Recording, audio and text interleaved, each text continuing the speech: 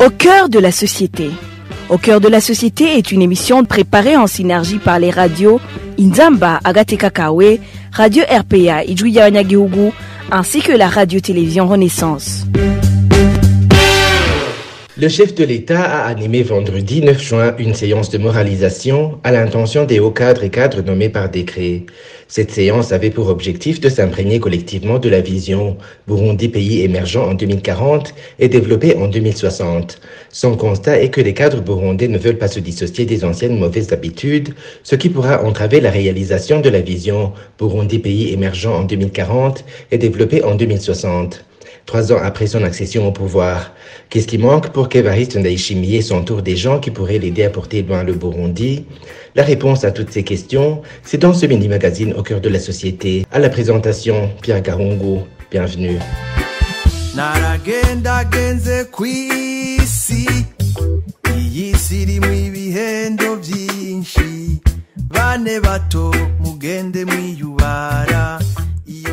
Devant des ministres et des cadres de l'État, le président Évariste Ndayishimiye n'a pas caché sa déception envers certains cadres de l'État par rapport aux devoirs qui leur incombent étant au service du peuple. Évariste Ndayishimiye se dit être prêt à prendre toutes les affaires de l'État en main au lieu de compter sur des figurants. Je vais installer le ministère de la planification économique au sein de la présidence. Ces autres-là vont devenir des bouches-trous. Quand vous les verrez, vous penserez qu'ils travaillent au sein du ministère du plan, alors que le ministre du plan, c'est moi-même, Neva. Je procéderai ainsi. Il n'y a pas d'autre choix. Vous deviendrez des bouches-trous.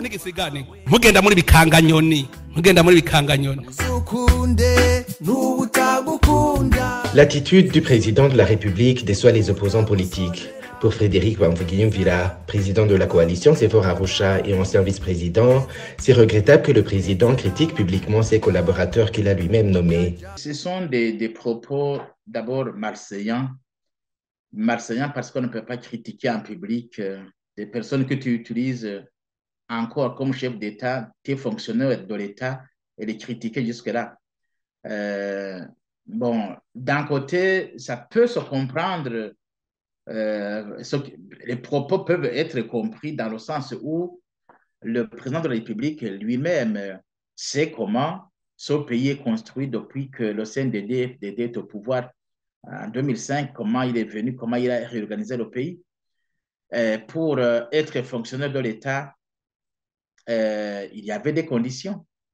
De notre temps, il avait été dit dans l'accord d'Arusha qu'il y avait une loi qui devrait justement distinguer les fonctions publiques des fonctions politiques. Et cette loi existe, mais malheureusement, elle n'est pas appliquée parce qu'il y avait des fonctions politiques, il y avait des fonctions techniques. Être directeur d'une école primaire, c'est une fonction technique. Il faut rester là parce que tu es capable. Les planificateurs de l'État, il y a des gens qui ont une grande expérience, qui sont là depuis très longtemps, qui savent comment on planifie. On organise le ministère de la planification économique et ça ne s'apprend pas d'un jour à l'autre.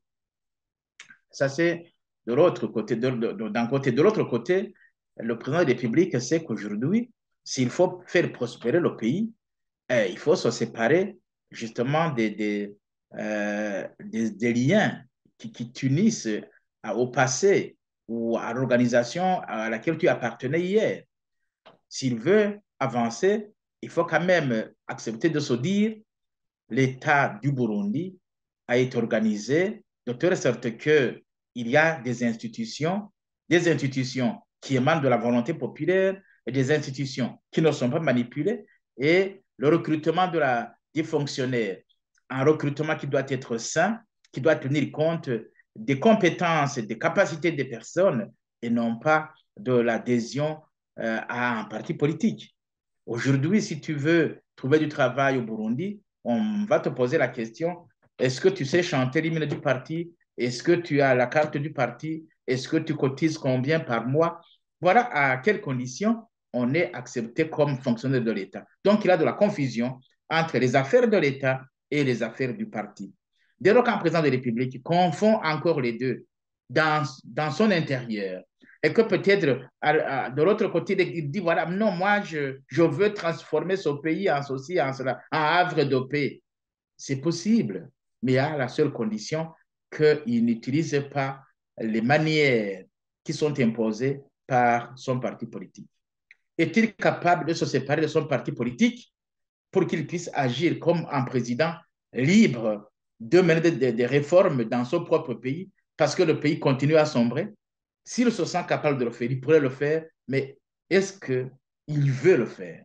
Pour Frédéric Bamvouguigno-Villa, le président devrait revoir sa méthode et éviter de diriger à base des influences ethniques politiques, car les gens intègres et intelligents qui peuvent l'aider à diriger sont nombreux. S'il veut vraiment reconstruire le pays, il faut tout transformer à partir des partis politiques.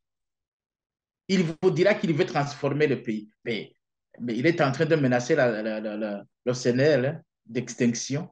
Pourquoi? Pour qu'il reste seul candidat président de la République. Ce n'est pas pour autre chose. Mais est-ce qu'on peut avoir de telles ambitions? Au même moment qu'on a les ambitions de bien transformer, réformer l'État convenablement, il doit commencer par la conception de l'État. Il doit aller vers ou bien c'est le multipartisme, ou bien c'est le monopartisme qui le montre clairement ce que nous allons devenir. Et enfin, c'est montrer comment le pays est libéré et qu'il peut se choisir des institutions libres qui peuvent réellement faire fonctionner le pays.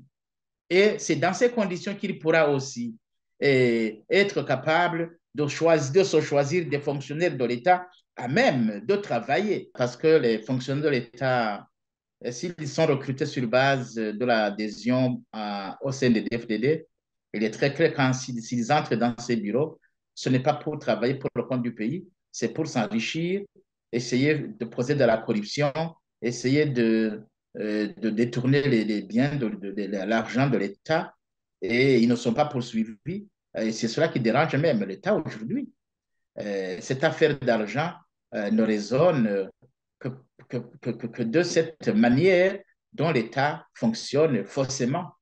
Maintenant, si le président de la République veut changer les choses, il faut justement qu'il transforme tout ça et à partir de la transformation du pays, des règles de jeu et du respect de la loi, je crois que c'est à partir de ce moment-là, il peut recruter sainement sur base des compétences, avec des contrats de performance pour que les gens soient jugés et en vertu de ce qu'ils ont réalisé et de ce qu'ils ont signé comme contenu du contrat. Voilà ce qu'il doit faire.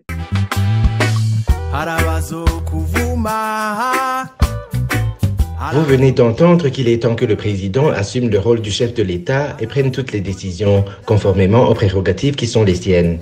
Et voilà, c'est ici que se termine le mini-magazine Au cœur de la société. À la présentation, vous étiez avec Pierre Gaongo. Rendez-vous pour un autre numéro. Au revoir. C'était l'émission Au cœur de la société.